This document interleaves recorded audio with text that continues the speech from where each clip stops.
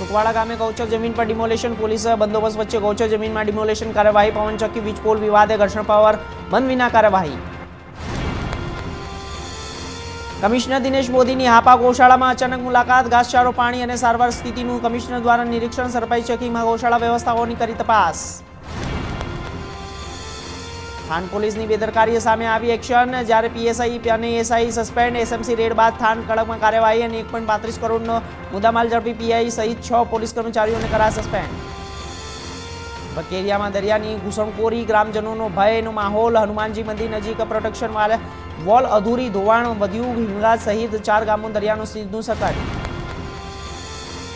કુંડેશના ખેડૂતોની વ્યથા યથાવત, ચેક ડેમની દિવાલ હજુ અધૂરી, ઓવરફ્લો થતા ચેક ડેમનું ખેતરનું ધોવાણ, તંત્ર નિષ્ક્રિય, સતત વ્યવસ્થા છતાં કામગીરી અધૂરી, ખેડૂતોમાં તંત્ર સામે રોષ। ખોડિયાર ભાગોળ વિસ્તારમાં જાહેર માર્ગ પર ઉભરાતી ગટરો, શાળા પાસે દૂષિત પાણીનો ત્રાસ, બ્રાન્ચ શાળા નંબર 6 પાસે ગટરના પાણીને વિદ્યાર્થીઓ જોખમમાં। તરણેતર ખાતે ભાતીગળ લોકમેળાનું આયોજન, 26 ઓગસ્ટથી 29 ઓગસ્ટ સુધી લોકમેળાનું આયોજન, મેળાનું સુચારુ આયોજન અંગે જિલ્લા કલેક્ટર અધ્યક્ષસ્થાનની બેઠક યોજાઈ। હરિગીરી બાપુની ફરી નિમણૂક પત્રનો વાયરલ, મહંતની પૂર્ણ નિમણૂક, મહિલા કોર્પોરેટર ચેતના ચુડાસમાનું કલેક્ટરને પત્ર, ભવનાથ મહંતના પદે તર્ક વિતર્ક, નિર્ણાયક ભૂમિકા કલેક્ટરની।